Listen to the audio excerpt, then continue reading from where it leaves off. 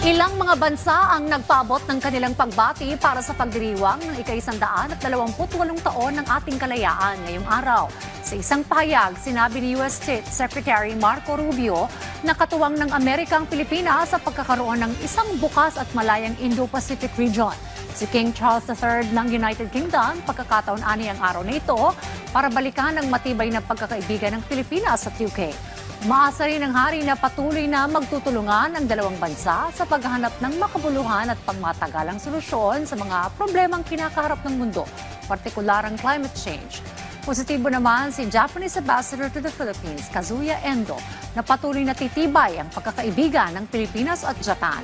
Inilarawan naman ng embahada ng Ukraine ang okasyon bilang tumitibay na paghahangad sa kalayaan, soberanya at pambansang pagkakaisa. Pinahalagan din nila ang relasyon nito sa Pilipinas at patuloy nitong palalakasin ang kooperasyon sa pagitan ng dalawang bansa.